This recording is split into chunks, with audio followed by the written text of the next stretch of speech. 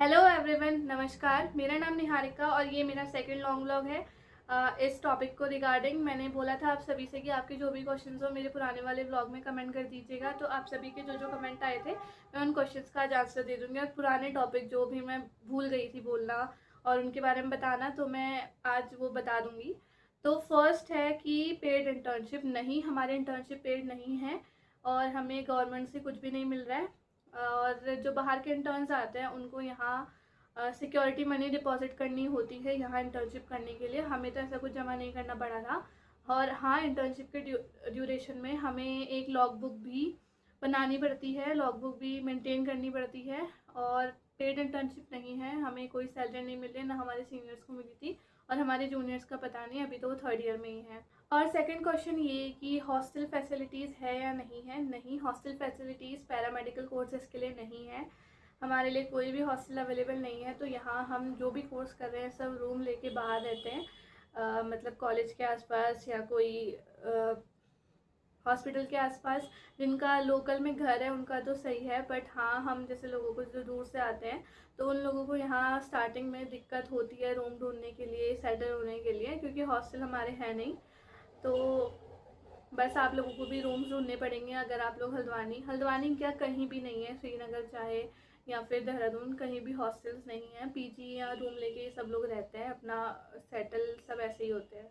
और एक क्वेश्चन ये भी था कि मेरी रैंक और स्कोर क्या था। मुझे सच में इतना अच्छे से याद नहीं है अब।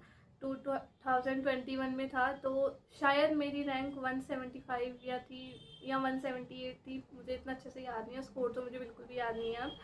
और मैंने जो एडमिशन लिया था वो थर्ड राउंड में लिया था, मतलब मॉपअप राउंड में, क्योंकि मैं फ़र्स्ट काउंसलिंग मैं कर नहीं पाई थी। मुझे पता नहीं चला कि फ़र्स्ट काउंसलिंग कब हुई। मैंने चेक भी नहीं किया था। और सेकंड काउंसलिंग के टाइम में मेरे को सीट नहीं मिली थी। मैंने सिर्फ 2 भरे थे, देहरादून के लिए और यहाँ के लिए, तो मुझे उसमें नहीं मिली। थर्ड में मुझे मिल गई थी। और बहुत से लोग मुझे एग्ज़ाम पेपर्स के लिए भी मैसेज कर रहे थे, एग्ज़ाम पेपर अगर हों तो। मेरे पास देखो, मुझे ज़्यादा तो मिल नहीं पाए। 2021 का है और 2022 का है, जो मैं डिस्क्रिप्शन में लिंक डाल दूँगी, तो आप वहाँ से चेक कर लीजिएगा कि एग्ज़ाम पेपर्स कैसे आते हैं और क्या आता है ना। और बाकी जो भी है एग्ज़ाम पेपर्स मैंने आपको पहले वाली वीडियो में बता ही दिया है कि किस फॉर्मेट में आता है। और इसमें तो मैथ्स वाले भी एग्ज़ाम देते हैं, तो जिनकी बायो नहीं है उनके मैथ्स आते हैं बायो की जगह पे। बाकी सेम ही रहता है, 25 फिज़िक्स और कैम का। बाकी बायो और मैथ्स में ऑप्शन होता है, जिनकी बायो होती है उनके लिए बायो, जिनकी मैथ्स होती है उनके लिए मैथ्स। एग्ज़ाम प्रिपरेशन के लिए मैं अगर आपको टिप्स दूँ तो आप अपनी एनसीईआरटी बुक्स को बहुत अच्छे से पढ़ लीजिए, मतलब एक एक चीज़, और जो भी आपको इम्पोर्टेंट लगे। और पुराने मैं पेपर्स में डाल रही हूँ तो आप वो भी चेक कर लीजिएगा। और जैसे जो नीट के और नर्सिंग के जो पेपर्स होते हैं आप उनको भी चेक करिएगा कि कैसे, मतलब कैसा, उनको भी चेक करिएगा आप। और बाकी पुराने पेपर्स तो आप देख लीजिएगा, और जिसके पास हैं उसके लिए तो बहुत अच्छा है कि पुराने पेपर्स हैं उनके पास। तो हमारे पास ऐसा कुछ नहीं था उस टाइम पे, क्योंकि हमसे पहले पेपर अगर हुए भी हैं तो हमें पता नहीं लगा, क्योंकि हमारे तो ऐसे मेरे ऐसे कोई नोन नहीं थे, ना कोई मुझे कोई वीडियो नहीं मिली। और अभी मैंने इसलिए वीडियो बना रही हूँ क्योंकि कोई वीडियो है नहीं और बच्चे बहुत परेशान होते हैं, और मैं भी बहुत परेशान हुई थी अपने टाइम में कि क्या पढ़ूँ, क्या करूँ, क्या करूँ। तो इसलिए मैंने सोचा कि अब मैं वीडियो डाल देती हूँ। मैंने इससे पहले बनाने का सोचा नहीं था। पर जो भी है आप अच्छे से पढ़ो, एनसीईआरटी पढ़ो बहुत अच्छे से। और बुक्स भी अगर अवेलेबल हैं पैरामेडिकल की मार्केट में। और आप एक काम भी कर सकते हो कि बाकी स्टेट्स के भी पेपर देख सकते हो, जैसे यूपी साइड के और बाकी कॉलेजेस के पेपर भी देख सकते हो कि कैसा, मतलब कैसे पेपर्स आते हैं, क्या क्वेश्चंस आते हैं ना। तो आप उनके अकॉर्डिंग भी अपना पढ़ सकते हो कि आपको क्या पढ़ना चाहिए, क्या प्रिपेयर करना चाहिए।